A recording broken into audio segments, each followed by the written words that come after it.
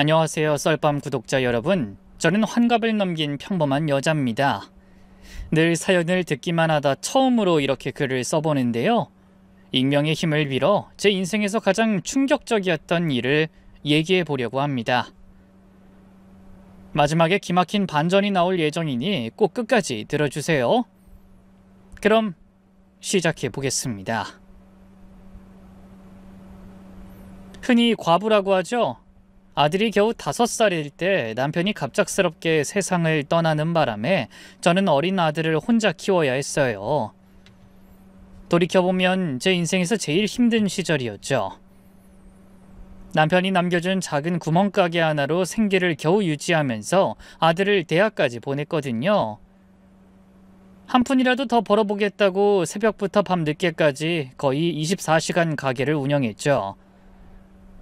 혼자 애 키우는 여자라고 괜히 찝쩍거리거나 무시하는 남자들은 또 얼마나 많았는지. 그래도 우리 아들만큼은 제대로 키워보자 라는 마음 하나로 버텼네요. 하지만 아들은 커갈수록 제 마음과는 다르게 엇나가기 시작했어요. 늘 공부는 뒷전이고 친구들이랑 놀기만 했고요. 대학은 그럭저럭 들어갔지만 졸업하고 나서가 문제였어요. 회사에 취직을 해도 몇 달 다니다가 그만두길 반복했거든요. 한 번은 제가 아들을 불러서 진지하게 얘기했어요. 민준아, 엄마가 너 키우느라 얼마나 고생했는지 알지? 근데 이젠 엄마도 나이가 있어서 더는 네 뒷바라지 못해. 네 밥벌이 네 스스로 해야 한다고. 한번 회사 들어가면 진득하게 버텨봐야지 왜 자꾸 그만둬? 그러자 아들이 짜증스럽게 대답했어요. 엄마, 지금이 어떤 시대인데 그런 소리를 해요. 평생 직장도 다 옛말이에요. 다들 자기한테 맞는 일 찾아서 이것저것 해본다고요. 그렇다고 1년에 두세 번씩 직장을 바꾸는 게 말이 되니? 회사가 거지 같은데 어쩌라고요. 억지로 다니면 정신병 걸릴 것 같은데 엄마는 아들이 그렇게 되길 바래요? 아무래도 제 체질이 남 밑에서 일할 체질은 아닌가 봐요. 아들의 철없는 소리에 한숨이 절로 나왔어요. 그 뒤로도 아들은 몇몇 회사를 더 전전하다가 결국엔 사업을 하겠다고 나섰어요. 처음엔 음식점, 그 다음엔 카페, 또 그 다음엔 온라인 쇼핑몰. 뭘 해도 몇 달 못 가서 망했어요. 그때마다 아들은 저한테 손을 벌렸고요. 저는 마지못해 모아둔 돈을 내어주고 가게와 집을 담보로 대출을 받아주곤 했죠. 하나뿐인 아들 빚쟁이로 만들 순 없다는 생각 때문이었는데 지금 생각해보면 제가 잘못했던 것 같네요. 그렇게 아들은 30이 넘어서도 변변한 일 하나 못하고 집에서 놀고 먹기만 했고요. 저는 내가 뭘 잘못했을까? 남편 없이 키워서 이렇게 된 걸까? 하고 자책하기만 했어요. 달래도 보고 야단도 쳐보고 부모 자식 연 끊겠다 엄포도 놔봤지만 도통 변하는 건 없더라고요. 그러던 중에 아들이 결혼하고 싶은 여자가 생겼다면서 웬 아가씨를 한 명 데려왔어요. 처음 봤을 때부터 똑부러지고 야무져 보인다 싶었는데 웬걸 의사라고 하더군요. 솔직히 처음엔 믿어지지 않았어요. 제 밥벌이도 못하는 우리 아들 같은 놈한테 의사 여자친구라니 말이나 되나요? 그런데 아들 여자친구는 정말로 의사가 맞았고요. 심지어 저희 아들을 진심으로 사랑하고 있었어요. 아들의 상황을 다 알면서도 결혼하겠다고 하더군요. 제가 오히려 걱정되고 미안해서 아들 여자친구에게 몇 번이고 물어봤어요. 지영아, 우리 민준이가 아직 변변한 직업이 없는데 괜찮겠니? 너 혼자서 고생할까봐 걱정된다. 어머님 걱정 마세요. 제가 일하고 있으니까 당분간은 괜찮을 거예요. 민준 오빠가 적성에 맞는 일 찾을 때까지 제가 기다릴게요. 그럼 결혼을 좀 미루는 게 어때? 남자가 돈을 못 버는데 어떻게 자기 가정을 꾸리겠어? 괜찮아요. 제가 벌고 있잖아요. 사실 제가 어릴 때 일찍 부모님 여의어서요. 하루빨리 제 가정을 꾸리는 게 소원이었어요. 알고 보니 아들 여자친구는 초등학교 들어가기도 전에 부모님을 사고로 잃고요. 친척집을 이리저리 떠돌다 결국 보육원에서 컸더라고요. 그래서 가족에 대한 애착이 큰 아이였죠. 그 사연을 알고 나니 아들의 여자친구에게 더욱 마음이 갔어요. 그래서 바로 결혼을 허락하고요. 그날부로 아들의 여자친구를, 아니 며느리를 제 딸처럼 여기기로 마음먹었죠. 결혼하고 나서 며느린 정말 말 그대로 천사였어요. 아들의 사업 자금이 필요하다고 하면 자기 명의로 대출을 받아서 내주고요. 생활비며 집안 살림 모든 걸 며느리가 책임졌어요. 심지어 제 용돈까지도 며느리가 챙겨줬죠. 어머님, 이거 용돈이에요. 받으세요. 뭐?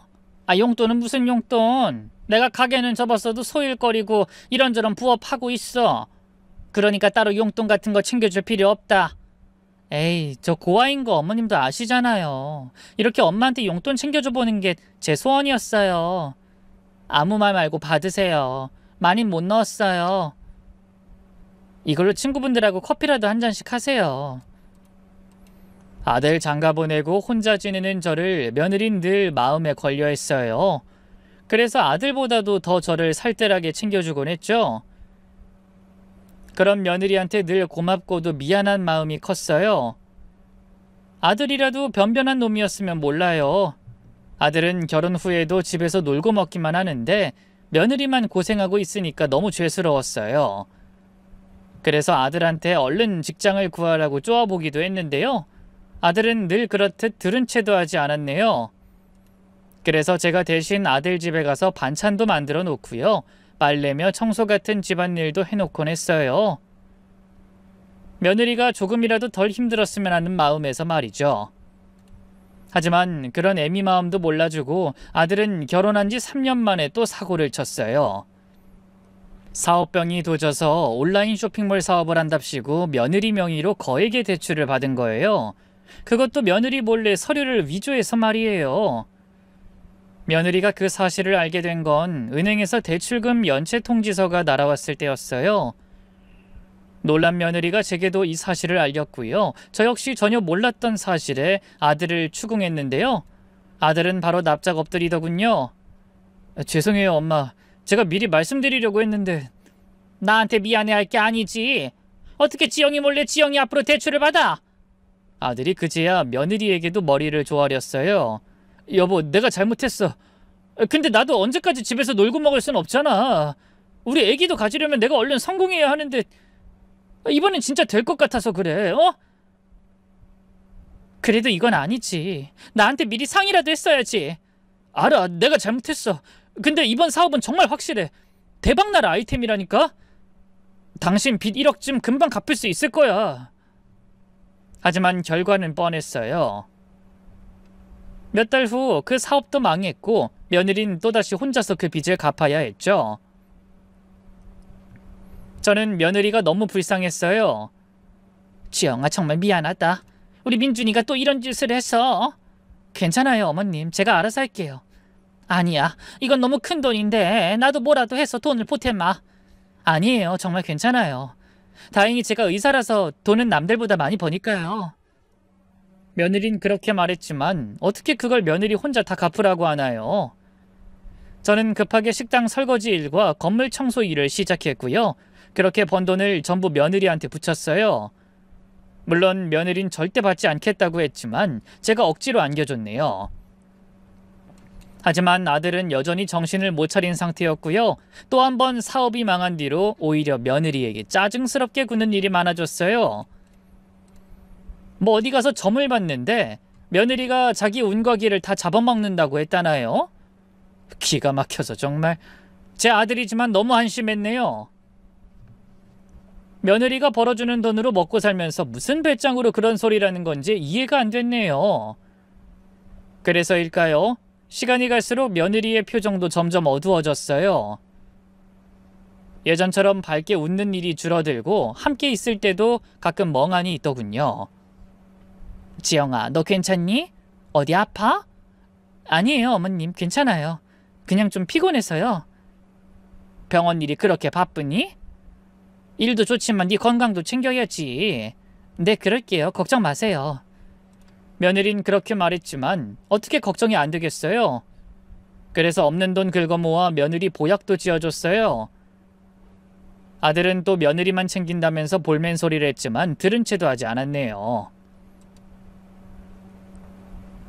어쨌든 아들 내외 사이가 옛날 같지 않다는 건 저도 알고 있었는데요. 어느 날 반찬을 좀 해서 아들 내외 집에 찾아갔는데 웬걸 둘이서 목소리를 높이면서 심하게 말다툼을 하고 있더라고요. 깜짝 놀라 얼른 집 안으로 들어갔더니 아들이 얼굴을 새빨갛게 하고 화를 내고 있더군요. 야, 너 지금 나 의심하는 거야? 의심하는 게 아니라 궁금해서 물어보는 거야. 요즘 너무 늦게 들어오잖아. 사업 때문에 사람들 만나야 한다고 몇 번을 말해. 그럼 누굴 만나는지 얘기라도 해주면 안 돼? 왜 내가 너한테 일일이 그런 걸 보고해야 하는데? 사람 숨 좀 막히게 하지 마. 알고 보니 아들이 자꾸 밖으로만 돌아서 며느리가 몇 마디 좀 한 것 같더라고요. 전 급하게 둘 사이로 뛰어들어가 말렸어요. 민준아, 왜 이렇게 큰 소리를 내니? 지영이가 궁금해서 물어보는 거잖아. 그러자 아들이 저한테까지 짜증을 냈어요. 엄마도 맨날 지영이 편만 드네요. 저도 답답하다고요. 뭐가 답답해? 지영이가 뭘 잘못했다고? 아무것도 모르면서 끼어들지 마세요. 너 엄마한테 말버릇이 그게 뭐야? 결혼 전엔 그렇게 엄마 속을 썩이더니 결혼하고도 달라진 게 하나도 없지. 어쩜 지 밥벌이도 못하는 게 이렇게 성질까지 나빠? 아이씨 진짜 씨. 엄마가 이렇게 절 무시하니까 지영이 얘도 맨날 절 무시하는 거 아니에요? 이놈의 집구석 그냥 내가 나가고 말지.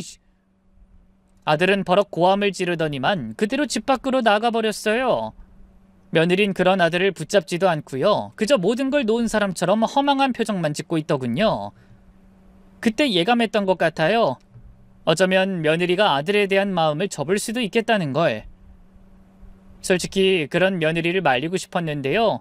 저도 양심이 있지 어떻게 그러겠어요. 그래서 그냥 며느리한테 그랬네요. 지영아, 네가 정말 내 딸 같아서 하는 말인데 사람은 고쳐 쓰는 거 아니라는 말이 있지 않니? 지금이라도 네 갈 길 가겠다고 하면 난 안 말리마. 아무리 내 아들이라지만 민준이 그놈은 너한테 너무 부족한 상대다. 너 아직 젊잖아.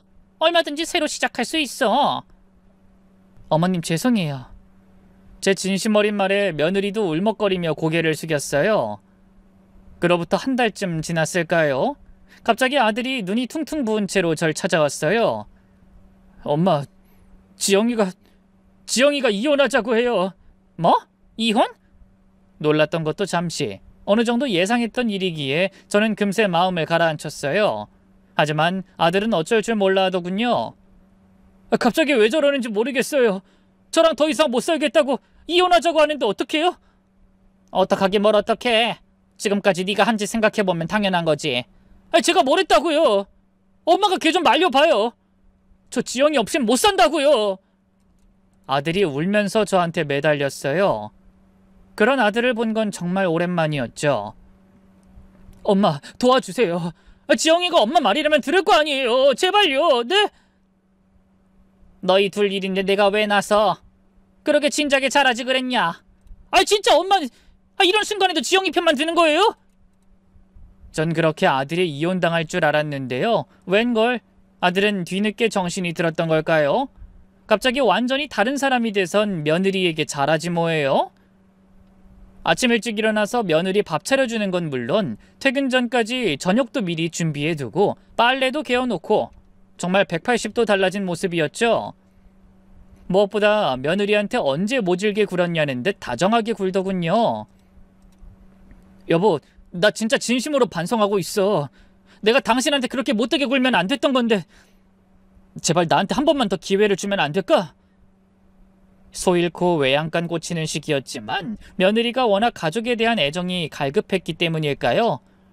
밀랍 인형처럼 표정 없던 얼굴에 조금씩 미소가 돌아오기 시작했어요. 아들은 그런 며느리한테 마사지도 해주고 며느리 쉬는 날엔 근교로 나들이도 다녀오고 신혼 때처럼 다정한 모습을 보이더라고요. 그렇게 한 두어 달 정도 지나니까 며느리도 마음이 많이 누그러진 것 같았어요. 더 이상 이혼 얘기를 하지도 않았고요. 저는 내심 역시 부부는 서로 노력하면 되는구나 싶었죠. 조만간에 손주가 태어나지 않을까 하는 기대도 생겼고요. 그러던 중 며느리가 일주일 정도 여름 휴가를 냈고요. 아들의 제안으로 단둘이 바닷가로 1박 2일 여행을 다녀오겠다 하더군요. 아들은 정말 달라진 게 맞는지 옛날 같았으면 여행 간다고 해도 손도 까딱 안 했을 텐데요. 이번엔 본인이 직접 나서서 펜션도 예약하고 맛있는 식당도 알아보고 정말 정성스럽게 여행을 준비하더라고요. 전 그런 아들에게 한 번 더 당부했어요. 민준아, 좋은 곳으로만 데려가라. 지영이가 그동안 고생 많았으니까. 네, 걱정 마세요. 제가 아주 럭셔리 풀코스로 준비했으니까. 며느리도 오랜만에 밝은 표정이었어요. 어머님, 다녀오겠습니다. 갔다 와선 어머님하고 오빠하고 셋이 또 여행 가요. 그래, 난 신경 쓰지 말고 가서 좋은 추억 만들고 와라. 그렇게 아들 내외를 보내고 저도 오랜만에 혼자 여유로운 시간을 가졌는데요. 그 다음날 새벽 4시쯤이었을 거예요. 갑자기 전화벨이 울려 잠에서 깨버렸죠. 새벽녘에 울리는 전화라니 불길한 마음으로 수화기를 들었는데요. 아니나 다를까 아들이 울면서 너무나 충격적인 소리라더군요. 엄마 큰일 났어요. 지영이가 민준아, 무슨 일이야? 지영이가 왜? 사고가 났어요. 교통사고가 나서 지영이가... 뭐? 교통사고? 저는 떨리는 심장을 애써 가라앉히며 전화기를 꽉 붙잡았어요. 지영이가 어떻게 됐는데? 다쳤어? 지영이를 못 찾겠어요. 못 찾는다는 게 무슨 소리야? 대체 어디서 사고가 난 거야? 해안도로에서 바다 보면서 드라이브하고 있었는데 갑자기 핸들이 미끄러지면서 가드레일을 들이받았어요. 근데 차가 바다로? 지영이는 어디 있는데? 그걸 모르겠어요. 전 운전석에서 간신히 빠져나왔는데 지영이는... 아들이 울음을 터뜨렸어요. 저도 머리가 하얘지면서 아무 생각이 안 났어요. 지금 어딨어? 엄마가 바로 갈게. 땡땡 해안 쪽이에요. 지금 소방서랑 해경이 와서 수색하고 있어요. 저는 급하게 옷을 챙겨 입고 택시를 불렀어요. 현장까지 가는 동안 가슴이 터질 것 같았죠. 며느리가 제발 무사하기만을 바라고 또 바랬죠. 현장에 도착하니 정말 아수라장이었어요. 경찰차, 소방차, 해경배들이 바다에서 불빛을 비추며 수색하고 있더라고요. 아들은 구급차 옆에 앉아 머리에 붕대를 감고 있었어요. 민준아, 엄마! 아들이 절 보자마자 와락 끌어안으면서 울기 시작했어요. 엄마, 어떡해요? 지영이를 구하지 못했어요. 진정해, 민준아. 무슨 일인지 차근차근 말해봐. 아들이 한 번 더 사고 상황을 설명했어요. 지영이가 갑자기 밤바다를 보고 싶다고 해서 같이 나와서 드라이브하고 있었는데 제가 졸음이 와서 순간 운전대를 놓쳤나 봐요. 갑자기 차가 가드레일을 들이받으면서 바다로 떨어진 거예요. 그럼 지영이는? 전 운전석 문이 열려서 간신히 나왔는데 조수석 쪽은 완전히 바닷물에 잠겨버렸어요. 제가 지영이를 구하려고 했는데 물살이 너무 세서. 아들이 온몸을 떨면서 말했어요. 그 모습을 보니 정말 큰 충격을 받은 것 같았죠. 경찰이 저에게 와서 상황을 설명해줬어요. 지금 총력을 다해 수색하고 있습니다. 차량은 이미 발견했는데 며느님은 차 안에 있지 않아서. 그럼 지영이는 어디에? 아마 충격으로 차에서 빠져나온 뒤 조류에 휩쓸렸을 가능성이 높습니다. 이 근처 바다는 조류가 매우 강해서요. 그럼 어쨌든 살아있긴 한 거겠죠? 최선을 다해 수색하겠습니다. 하지만 경찰의 표정은 별로 희망적이지 않았어요. 역시나 새벽부터 저녁까지 수색했지만 며느리의 흔적은 전혀 찾을 수 없었어요. 그 다음 날도 마찬가지였죠. 아들은 병원에서 치료를 받으면서도 계속 자책했어요. 엄마, 제가 지영이를 죽였어요. 제가 조심했어야 하는데. 민준아, 네 잘못 아니야. 사고는 누구한테나 날 수 있는 거니까. 아니에요. 제가 운전을 했으니까 제 책임이에요. 어떡해요, 지영이를. 아들이 매일 울면서 후회하는 모습을 보니 제 마음도 찢어지는 것 같았어요. 사고가 난 지 사흘이 지났는데도 며느리는 찾을 수 없었어요. 그 사이 저희 주변에 며느리를 알고 있는 대부분의 사람들이 며느리의 죽음을 기정사실로 받아들이기 시작했어요. 오로지 아들과 저만 며느리의 죽음을 받아들이지 않으려 했죠. 하지만 현실은 잔인했어요. 며칠 뒤 해경 담당자가 저희에게 와서 말했어요. 가족분들께서는 마음의 준비를 하시는 게 좋겠습니다. 이 해역은 조류가 워낙 강해서 실종자가 발견되기 어려운 곳입니다. 그럼 언제까지 수색해 주시는 거예요? 일반적으로 72시간, 길어야 일주일 정도 수색합니다. 그 이후엔 생존 가능성이 거의 없다고 봐야 합니다. 담당자는 그 뒤로 더는 말을 잇지 못했어요. 어떻게 이럴 수 있냐고 오열했지만 달라지는 건 없었죠. 결국 일주일 후 수색이 중단됐어요. 공식적으로는 여전히 실종자였고 사망 선고는 실종된 지 5년 후에나 가능하기 때문에 장례조차 치를 수 없었죠. 그렇게 저는 며느리를 온전히 떠나보내지도 못한 채 가슴에 품고 살아야 했는데요. 아들은 언젠가부터 계속 두문불출 밖으로 나돌기만 했어요. 저는 아들도 나름 며느리를 잃은 충격과 슬픔을 이겨내고 있는 거라 믿었는데요. 실종 수색을 종료한 지 일주일 정도 됐을까요? 갑자기 아들이 저희 집으로 찾아왔어요. 다 죽어가던 아들이 그새 활짝 피어있더군요. 엄마, 잠깐 얘기 좀 할까요? 무슨 얘기? 엄마, 저 실은 새로 만나는 사람 생겼어요. 그 순간 저는 귀를 의심했어요. 새로 만나는 사람? 그게 무슨 소리야? 사실 제가 예전부터 알고 지내던 사람이 있어요. 그 사람이 제가 힘들어하는 걸 보고 옆에서 위로해줬는데 저는 점점 불안해지기 시작했어요. 설마 하는 생각이 들었거든요. 민준아, 지금 무슨 소리 하는 거야? 지영이가 바다에서 실종된 지 얼마나 됐다고? 엄마, 저 그 사람하고 결혼하려고요. 뭐? 저는 그 자리에서 벌떡 일어났어요. 너무 갑작스러운 말에 머리가 하얘졌거든요. 결혼? 너 지금 정신이 있는 거야? 네, 수진이라고 지영이하고 같은 병원에서 일하던 간호사인데요. 정말 좋은 여자예요. 아들이 태연하게 말하는 모습을 보니 정말 기가 막혔어요. 너 미쳤니? 지영이 실종 수색 종료한 지 일주일밖에 안 됐는데 무슨 결혼이야? 아이, 엄마, 실종은 무슨 실종이에요? 아들이 갑자기 목소리를 높이더라고요. 솔직히 지영이 죽었을 게 뻔하잖아요. 바다에 빠진 지 일주일이 넘었는데 살아있을 리가 없어요. 민준아, 그런 끔찍한 소리 하지 마! 엄마도 마음속으로는 알고 계시잖아요. 지영이는 이제 없어요. 근데 저까지 평생 혼자 살라는 거예요? 아들의 차가운 말에 저는 온몸에 소름이 끼쳤어요. 물론 마음 한구석에선 저도 며느리의 죽음을 생각하고 있었지만 그걸 이렇게 대놓고 말하다니. 그래도 혹시 모르잖아. 지영이가 어디 병원에서 의식을 잃고 있을 수도. 엄마, 현실을 받아들이세요. 지영이는 죽었어요. 그래, 지영이가 그렇게 됐다고 쳐. 근데 넌 어떻게 이럴 수 있니? 지영이가 너를 위해서 얼마나 희생했는데 그의 시신도 못 찾았으면서 벌써 다른 여자랑 결혼하겠다고? 엄마, 저도 슬퍼요. 하지만 계속 슬퍼만 하고 있을 순 없잖아요. 산 사람은 살아야 하는 거 아니에요? 저도 새로운 인생을 살 권리가 있다고요. 며느리가 그렇게 된 지 얼마나 됐다고 다른 여자랑 재혼하겠다는 아들을 이해할 수 없었어요. 사람으로 보이지도 않더군요. 그런데도 아들은 뻔뻔하게 제게 자기 새 애인을 소개하겠다 하더군요. 사실 수진이가 한번 인사드리고 싶어요. 뭐? 인사? 네, 엄마께 정식으로 인사드리고 싶다고. 난 그런 년 만날 생각 없어. 절대로. 너도 당장 그 여자랑 헤어져. 그냥 다른 여자도 아니고 지영이랑 같은 병원에서 일하던 간호사라며. 걘 지영이를 몰랐던 것도 아니면서 어떻게 너랑 그렇고 그런 사이가 된다니? 그년이나 너나 사람이야?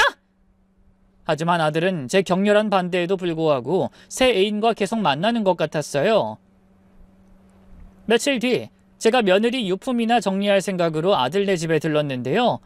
분명 집에 아들만 있었는데 갑자기 현관문 열리는 소리가 들리는 게 아니겠어요?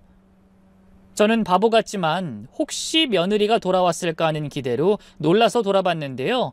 웬 젊은 여자가 환하게 웃으면서 들어오는 거예요. 20대 중반쯤 되어 보이는 화장을 진하게 한 아가씨였어요. 누구세요? 그게... 여자는 절 보고 당황한 것도 잠시 이내 생긋 웃으며 인사하더군요. 안녕하세요, 어머님. 저는 김수진이라고 민준 오빠 애인이에요. 당당하게 인사하는 꼴이 기가 막혔는데요. 그보다 더 황당했던 건 아들의 새 애인이 당당하게 비밀번호를 누르고 아들네 집에 들어왔다는 거였어요. 이 집도 기실 며느리가 다 해온 거나 다름없는데 두 년놈 다 참 뻔뻔하다 싶더군요. 그래서 차가운 목소리로 말했어요. 인사는 됐고 왜 남의 집에 마음대로 들어와요? 여기 우리 아들하고 며느리 신혼집인 거 몰라요? 아, 그게... 아들의 새 애인이 당황해 아무 말도 못하자 그제야 방 안에 있던 아들이 밖으로 나와 끼어들었어요. 엄마, 그 말씀 못 드렸는데 수진이랑 저 이미 같이 살고 있거든요. 뭐? 같이 살고 있다고? 네, 뭐 어쩌다 보니 그렇게 됐어요. 그 말에 참고 있던 분노가 폭발했어요. 저는 달려가 아들의 등짝을 그대로 후려쳤죠. 네가 그러고도 인간이야? 지영이가 그렇게 된 지 얼마나 됐다고 이 집에 벌써부터 다른 여자를 들여? 너 정말 미쳤어? 내가 전현하고 헤어지라고 했어 안 했어? 아, 엄마 아파요. 아프다고요. 바로 그때였어요. 그런 저희 모자를 잠자코 지켜보고 있던 아들의 새 애인이 갑자기 폭탄 선언을 했어요. 어머님, 사실 제가 지금 오빠 애를 임신했거든요. 3개월 됐어요. 뭐라고? 저는 그 말을 듣고 완전히 넋이 나갔어요. 머리가 띵하면서 아무 생각이 안 났거든요. 3개월이라니. 그럼 지영이가 살아있을 때부터 너희가... 아니, 엄마 의도적으로 바람을 피웠다거나 그런 건 아니에요. 엄마도 알잖아요. 나 사업도 잘 안 풀리고 지영이는 계속 나 무시하고 그래서 내가 엄청 힘들어했던 거. 그때 수진이가 옆에서 힘이 많이 돼줬어요. 남녀 사이에 술 먹고 위로해주고 하다 보니까 결국 이렇게 된 거죠 뭐. 위로해주다가 임신까지 했다고? 너 정말 개자식이구나. 저는 참고 있던 분노가 터져나와 이번엔 아들의 뺨을 후려쳤어요. 지영이가 밤낮 없이 일해서 너 먹여 살릴 때 넌 다른 년이랑 바람을 피웠다는 거야? 지금 그게 제정신으로 할 소리야? 아, 엄마 아니에요. 아, 정말 그런 게 아니라. 아니긴 뭐가 아니야. 이 짐승만도 못한 놈. 그때 아들의 새 애인, 아니 상간녀가 옆에서 뻔뻔하게 끼어들었어요. 어머님, 저흰 정말 사랑해요. 그리고 이제 아기들 생겼으니까 결혼하는 게 맞는 거 아니에요? 사랑? 남의 남편이랑 불륜해놓고 사랑이라고? 너 정말 염치도 없구나. 어머님, 그렇게 말씀하시면 뱃속에 저희 애기가 다 들어요. 어머님 첫 손주인데 이러시면 안 되는 거 아니에요? 첫 손주는 개뿔. 난 너 같은 쓰레기 같은 년 내 며느리로 절대 못 받아들여. 당장 나가. 나가라고! 저는 화가 나서 그대로 상간녀를 현관 밖으로 내몰았는데요. 그때 아들이 급하게 제 앞을 막았어요. 아, 엄마 그만하세요. 수진이는 잘못 없어요. 잘못이 없다고? 유부남 꼬신 게 잘못이 없어? 아, 엄마 저흰 진짜 사랑해요. 그리고 이제 지영이도 없으니까. 없다니. 지영이가 얼마 전까지 이 집에서 살았는데 벌써 없는 사람 취급이야? 그러자 아들이 갑자기 목소리를 더 크게 높였어요. 아, 엄마, 죽은 사람 때문에 산 사람이 평생 불행하게 살 순 없잖아요. 저도 새로운 인생을 살 권리가 있다고 몇 번을 말해요. 새로운 인생? 지영이 장례도 제대로 못 치렀는데. 아이, 그놈의 지영이 소리 좀 그만해요. 엄마, 아들은 저라고요. 저도 지영이한테 미안하지만 이미 수진이 뱃속에 제 아이가 있어요. 아, 책임져야죠. 아들이 단호하게 말했어요. 어차피 저흰 결혼할 거예요. 엄마가 반대해도 소용없어요. 너 정말 미쳤구나. 네가 어떻게 지영이한테 이럴 수가 있어? 엄마, 지영이는 죽었어요. 법적으로는 실종이지만 누가 봐도 죽은 거잖아요. 죽은 엄마 며느리보다 살아있는 아들 챙겨야 맞는 거 아니에요? 이 천벌 받을 놈. 뚫린 입이라고 못하는 소리가 없구나. 전 그대로 아들의 뺨을 몇 번이나 후려친 뒤 그 집을 나왔어요. 아들에 대한 분노와 배신감으로 눈물이 차올랐죠. 그렇게 아들은 제 반대에도 불구하고 상간녀와의 결혼을 감행하려 했는데요. 한 가지 문제가 있었어요. 바로 며느리가 법적으로 사망자가 아니라는 거였죠. 사고로 인한 실종은 5년 후에나 실종자 선고가 내려지는데요. 이 선고가 내려져야 비로소 사망자로 인정되기 때문에 그때까지 아들은 유부남이라 상간녀와 재혼할 수 없게 된 거예요. 이 사실을 안 아들은 펄쩍 뛰었어요. 이따위 개 같은 법이 어딨어. 당장 수진이 뱃속에 내 애가 있는데 결혼을 못한다니. 바람 피운 주제 참 뻔뻔하다 싶더군요. 그렇다고 아들이 상간녀와 재혼하는 걸 포기한 건 아니었어요. 여전히 며느리 집에서 그 상간녀와 함께 살았고요. 며느리가 법적으로 사망자가 되면 그때 혼인신고를 하겠다 하더군요. 저는 정말 이 집안이 미쳐 돌아가는 것 같았어요. 정말 이런 쓰레기 같은 놈이 제가 키운 아들이 맞나 싶었죠. 하지만 아들은 갈수록 제 예상을 뛰어넘었어요. 물론 나쁜 쪽으로 말이에요. 언젠가부터 아들이 자꾸만 돈을 펑펑 쓰기 시작했어요. 갑자기 비싼 옷을 사 입고 며느리가 반대했던 외제차까지 한 대 새로 뽑았더군요.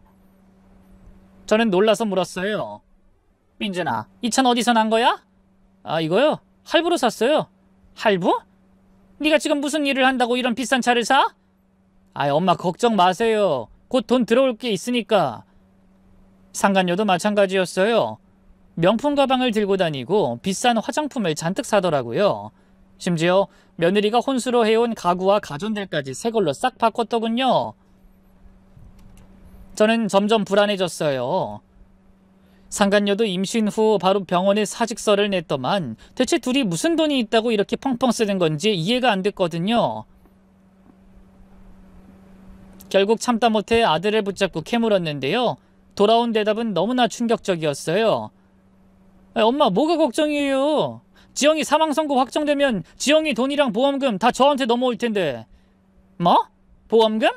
네. 지영이 앞으로 보험이 꽤 많이 들어가 있거든요. 생명보험에 상해보험까지 다 합치면 거의 10억 가까이 될 거예요. 저는 그 말을 듣고 온몸에 소름이 끼쳤어요. 민준아, 너 지금 무슨 소리 하는 거야? 지금 지영이 보험금 믿고 이렇게 사치를 부린다는 거야? 아, 이까짓 게 무슨 사치예요. 아, 빨리 실종 선고가 나야 지영이 재산도 다 쓸 수 있을 텐데. 아, 걔가 저 모르게 돈을 꽤나 모아놨더라고요. 근데 그렇게 제 앞에서 우는 소리 하면서 사업자금 다 안 보태준 거였어요. 오히려 며느리를 욕하는 아들을 보면서 정말 기가 막혔어요. 저도 모르게 아들의 뺨을 때리며 외쳤죠. 이 짐승 같은 놈! 지영이 보험금이 어디 땅에서 떨어지는 돈이야? 그거 그의 목숨값이야. 근데 그걸로 너 호의호식할 생각을 해? 그것도 그 상간녀랑! 그리고 지영이 재산에 네가 왜 손을 대는데? 아, 엄마, 현실적으로 생각해보세요. 어차피 지영이는 죽었고 그럼 지영이 돈은 다 남편인 제 거라고요. 아, 엄마라고 이래라 저래라 할 권리 없어요. 제 꾸짖음에도 태연하게 말하는 아들을 보니 이게 정말 제 뱃속에서 나온 자식인지 믿어지지 않았어요. 그러자 상간녀가 뻔뻔하게 끼어들더군요. 어머님, 너무 감정적으로 생각하지 마세요. 민준 오빠도 힘든 상황인데 계속 그러시면 어떡해요? 저희도 아기가 곧 태어나기 때문에 돈이 필요하거든요. 아기 때문에 죽은 사람 돈을 노린다고? 죽은 사람 돈이 아니라 이제 저희 돈이에요. 법적으로 오빠가 상속받는 거니까요. 저는 정말 이 상황이 악몽 같았어요. 그런데 바로 그때 상간녀가 더 기막힌 짓을 했죠. 제게 무언가 종이 쪼가리 한 장을 내밀었는데요. 받아보니 글쎄 청첩장이더군요. 이게 뭐야? 뭐긴요. 예식 날짜 잡았어요. 혼인신고 못해도 식은 치를 수 있는 거니까. 뭐 저야 재혼이지만 수진인 초혼이잖아요. 배 더 부르기 전에 가족들끼리만 조촐하게 식 치르려고요. 아들의 말에 속 안에서부터 뜨거운 무언가가 치밀어 올랐어요. 내가 분명히 말했지. 난 이 결혼 절대 허락 못한다고. 어디 더러운 불륜을 저지른 주제에 식을 치르려고 해? 저는 그 자리에서 청첩장을 박박 찢어버렸어요. 너희 둘 결혼식만 치러봐. 내가 거기 가서 너희 둘이 저지른 그 더러운 짓 다 얘기해서 개망신 줄 테니까. 아이, 엄마 정말 이럴 거야? 너야말로 이럴 거야? 기어코 인연이랑 결혼하겠다면 난 너 다신 안 봐. 더는 내 자식으로 여기지 않을 거야. 아니, 이미 넌 내 자식 아니다. 지영이 보기가 부끄럽지도 않아? 전 그렇게 악다구니를 쓴 뒤 아들네 집을 나왔어요. 그리고 감정을 다스리지 못하고 엉엉 울다 간신히 집으로 돌아왔는데요. 현관에서 신발을 벗으며 안으로 들어서려는데 뭔가 이상한 기운이 느껴졌어요. 마치 누군가 제 집에 있다는 느낌이었거든요. 누구 안에 있어요? 조심스럽게 물어봤지만 대답이 없었어요. 혹시 도둑이라도 든 건 아닌가 싶어 가슴이 두근거렸죠. 그때 소파 쪽에서 누군가 일어나는 기척이 들렸어요. 어머님 오셨어요? 그 목소리를 듣는 순간 전 완전히 얼어붙었어요. 너무나 익숙한 목소리였지만 다신 들을 수 없을 목소리였거든요. 설마 지영이니? 제 목소리가 떨리고 있었어요. 설마, 정말 설마 하는 마음에 가슴이 미친 듯이 뛰었죠. 그때 자리에서 일어난 그 누군가가 집안에 불을 켰어요. 상대의 얼굴이 불빛에 비춰지는 순간 전 그 자리에 주저앉을 뻔했어요. 지영아! 며느리였어요. 분명히 며느리였죠. 바다에서 실종된 며느리가 저희 집 거실에 멀쩡히 서 있었죠. 네, 어머님 저예요. 지영이에요. 저는 눈을 비비고 또 비벼봤어요. 혹시 제가 며느리를 너무 그리워한 나머지 환상을 보는 건 아닌가 싶어서요. 하지만 아무리 봐도 며느리였죠. 지영아, 정말 너야? 정말로? 목소리가 떨려서 제대로 말이 나오지 않았어요. 며느리가 살아있다니. 정말 살아서 제 앞에 서 있다뇨. 네, 어머님. 저 살아있었어요. 보고 싶었어요. 그 말을 듣는 순간 눈물이 쏟아져 내렸어요. 그동안 얼마나 걱정했는지, 얼마나 그리워했는지 모든 감정이 한꺼번에 터져나왔죠. 지영아! 저는 며느리에게 달려가서 꽉 끌어안았어요. 차가운 유령이 아니라 따뜻한 진짜 사람이었죠. 진짜 며느리가 살아서 돌아온 거예요. 도무지 믿을 수가 없었죠. 어떻게 살아서 내가 널 얼마나 찾았는지 알아? 며느리를 끌어안고 한참을 울었어요. 그동안 쌓였던 걱정과 그리움이 모두 눈물로 쏟아져 나왔거든요. 어머님, 저 정말 무사해요. 울지 마세요. 며느리도 눈물을 글썽이며 제 등을 다독여줬어요. 그렇게 얼마나 시간이 흘렀을까요? 간신히 감정을 추스른 채 며느리에게 물었어요. 지영아, 어떻게 된 거야? 차가 바다로 떨어졌다면서. 민준이 널 구하지 못했다고. 며느리의 표정이 순간 어두워졌어요. 그리고 절 조심스럽게 바라보더니 말했죠. 어머님, 일단 앉으세요. 말씀드릴 게 있어요. 저는 며느리와 함께 소파에 앉았어요. 하지만 계속 며느리의 손을 꽉 잡고 있었죠. 혹시라도 다시 사라질까봐 무서웠거든요. 잠시 할 말을 고르던 며느리가 이윽고 입을 열었어요. 어머님, 저 정말 죽을 뻔했어요. 차가 바다로 떨어진 건 맞아요. 하지만 그게 사고가 아니었어요. 사고가 아니라니, 그게 무슨 소리야? 어머님, 오빠가 절 죽이려고 했어요. 그 말을 듣는 순간 머리가 하얘졌어요. 무슨 소리인지 이해할 수가 없었거든요.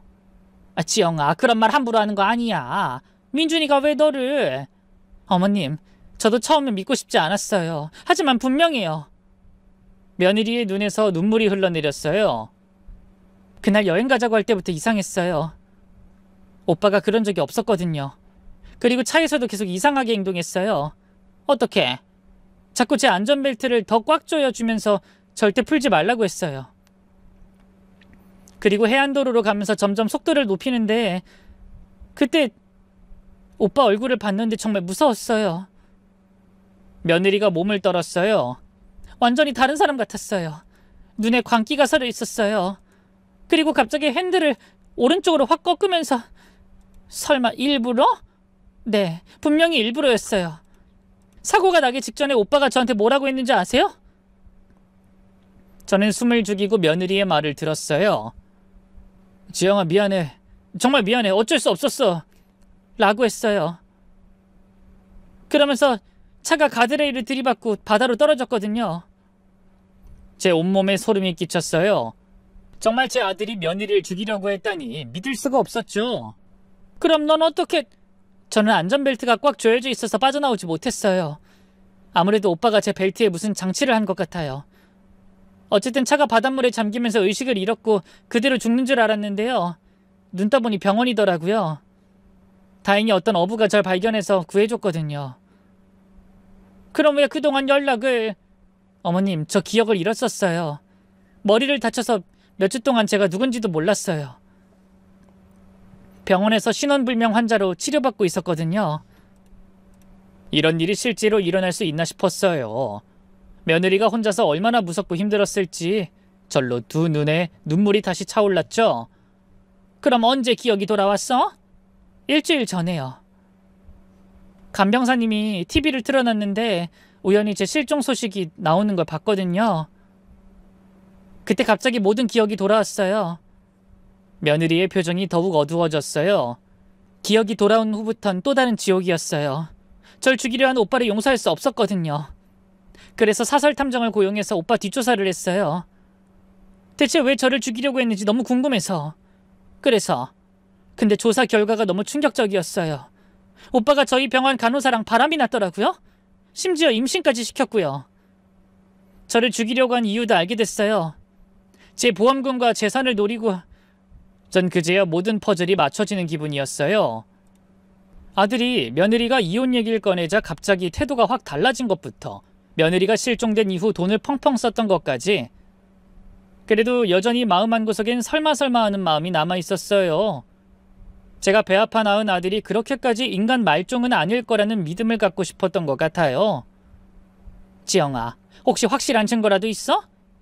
네 말을 안 믿는 건 아닌데. 어머님 마음 이해해요. 저를 달래며 며느리가 가방에서 두꺼운 서류 뭉치를 꺼냈어요. 어머님, 사설 탐정이 조사해준 자료예요. 며느리가 서류를 펼쳐 보여줬어요. 여기 다 나와 있어요. 오빠가 6개월 전부터 그년이랑 모텔에서 만난 기록, 제 보험을 조회한 기록, 그리고 둘이 제 죽음을 공모했던 문자 내역까지. 저는 그 서류들을 보면서 온몸이 떨렸어요. 정말 계획적인 살인이었던 거예요. 제가 키운 아들이 이런 악마 같은 짓을 저질렀다니. 저는 그 자리에서 털썩 무릎을 꿇었죠. 지영아, 정말 미안해. 정말 미안하다. 내가 너한테 이 죄를 어떻게 갚아야 할지. 저는 며느리에게 울며 고개를 숙였어요. 제 아들이 저지른 끔찍한 죄에 대해 사죄하고 싶었거든요. 하지만 동시에 아들과 그 상간녀에 대한 분노도 치밀어 올랐죠. 며느리가 그런 저를 얼른 일으켜 세웠어요. 어머님, 이러지 마세요. 어머님은 잘못이 없어요. 아니야, 내가 그런 아들을 키웠는데. 지영아, 정말 미안하다. 미안해. 마음이 찢어지는 것 같았어요. 며느리가 살아 돌아와서 너무 기뻤지만 다른 한편으론 제 아들이 저지른 끔찍한 일에 대한 죄책감과 분노가 교차했거든요. 그리고 제 자식이 저지른 짓인 만큼 제가 끝장을 봐야 한다는 의무감이 들었죠. 저는 며느리의 손을 붙잡고 말했어요. 지영아, 이대로 가만히 있을 건 아니지? 그 인간 같지도 않은 년놈들에게 복수할 거지?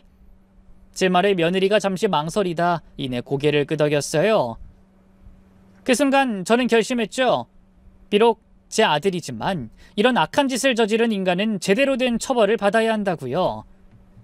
그리고 며느리를 끝까지 지켜줘야겠다고요. 바로 며느리와 함께 아들네 집으로 향했어요. 택시에서 내려 바로 엘리베이터를 타고 아들이 사는 집으로 올라가는 동안 어찌나 가슴이 두근거리던지요. 현관문 앞에 서니 안에선 TV 소리와 웃음소리가 들렸어요. 두 년놈이 참 편안하게 지내고 있는 것 같더라고요. 며느리를 죽였다고 생각하고 말이에요. 저는 주먹으로 문을 세게 두드렸어요. 민준아, 나다. 엄마야, 문 열어. 잠시 안이 조용해지더니 아들의 목소리가 들렸어요. 엄마? 엄마가 왜 여기까지... 문이 열리면서 아들이 나타났어요. 편한 실내복을 입고 슬리퍼를 신은 채로요. 며느리를 보는 순간 얼굴이 새하얘지면서 비틀거리더군요. 아, 유령이야! 아들이 바닥에 주저앉으면서 벌벌 떨기 시작했어요. 거실에 있던 상간녀도 달려나왔다가 며느리를 보고 소스라치게 놀랐죠. 지양 선생님? 어떻게 선생님이 여기에... 선생님 살아있었어요? 상간녀도 얼굴이 하얗게 질려서 벽에 등을 기댔어요. 전 그런 상간녀를 본체만치 한 뒤 바로 아들에게 달려가 멱살을 잡았죠.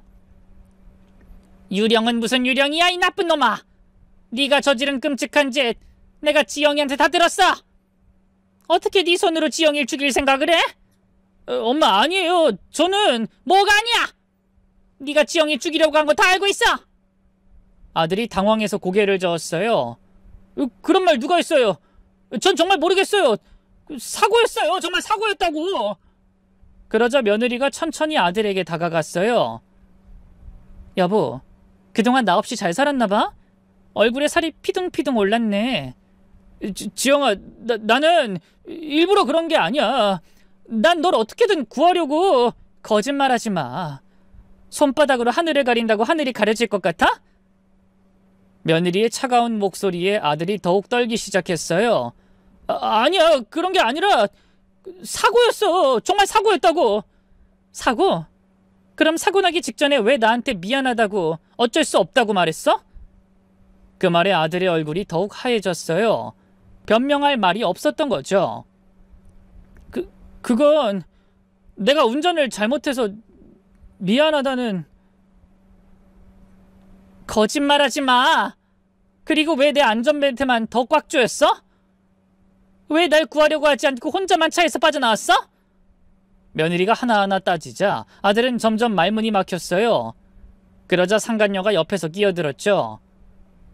선생님, 무슨 오해가 있으신 것 같은데 민준 오빤 정말... 김 간호사, 당신도 공범이잖아. 당신이 나 모르게 이 자식이랑 바람 피우면서 살해 계획에 참여한 거 다 알고 있어. 며느리가 가방에서 두꺼운 서류 뭉치를 꺼냈어요. 이거 보여줄까? 사설탐정이 조사한 너희 불륜 기록이야. 모텔에서 만난 CCTV, 내 보험이며 재산을 조회한 기록이 다 있어. 그뿐이야? 너희들이 내 죽음을 공모했던 문자 내역까지 있지. 멍청하긴. 내가 정말 죽었다고 생각했다면 문자부터 싹 지웠어야지. 며느리의 비웃음에 아들과 상간녀의 얼굴이 일그러졌어요.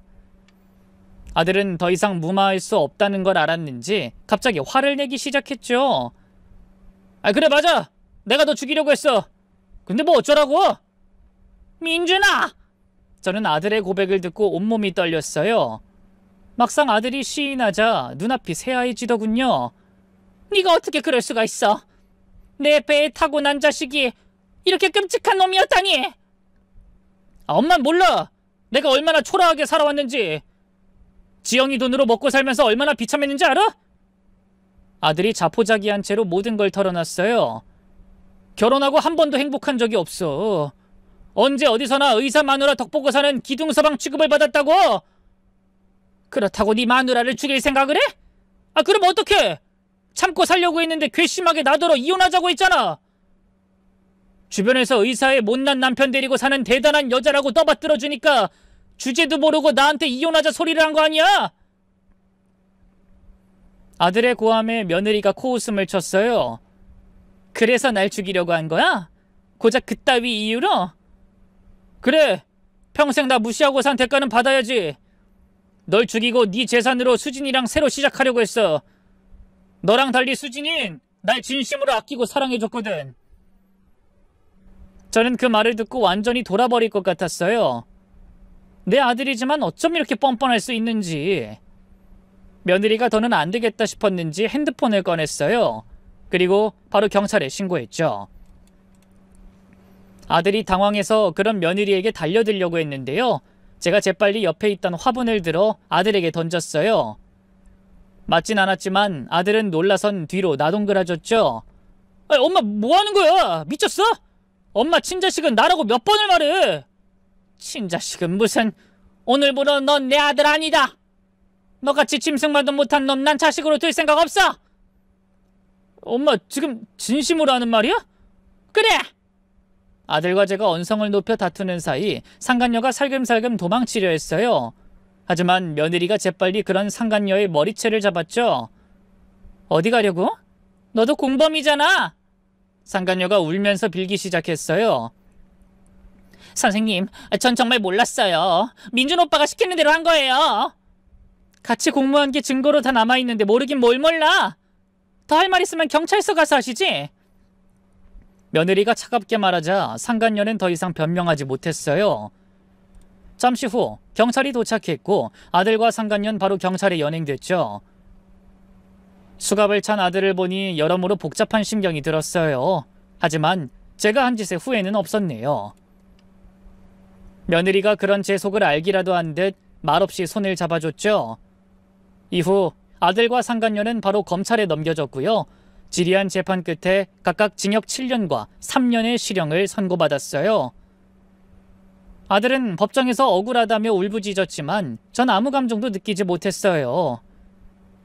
그 인간은 이미 제 아들이 아니었거든요. 모든 사건이 일단락된 뒤로 저는 며느리와 함께 평화롭게 살고 있어요. 며느린 다시 병원으로 돌아가서 환자들을 치료하고 있고 저는 며느리를 뒷바라지하며 행복한 노년을 보내고 있죠. 사실 며느린 이미 진작에 아들과 갈라섰기 때문에 법적으로 저희는 아무 관계도 아니지만요. 서로를 향한 애정만큼은 친모녀 사이 못지 않아요. 아들이 그런 끔찍한 짓을 했는데도 며느린 절 조금도 원망하지 않았죠. 오히려 자기 편을 들어준 제게 참 고맙다고 하더군요. 아들이 감옥에서 가끔 편지를 보내오지만 전 읽지 않아요. 그 인간은 이제 제 아들이 아니거든요. 요즘은 며느리와 함께 시간이 날 때마다 같이 맛집도 찾아다니고 여행도 하면서 정말 행복하게 살고 있어요. 친딸보다 더 효녀인 며느리가 있어 제 노년이 외롭지 않죠. 피를 나눈다고 다 가족이 아니라 서로를 진심으로 아끼고 사랑하는 사이가 진짜 가족인 거죠. 이제 며느리는 제게 없어서는 안 될 소중한 딸이에요. 그리고 저도 며느리에게 진짜 어머니가 되어주려고 해요. 긴 얘기 들어주셔서 고맙습니다. 모두 건강하세요.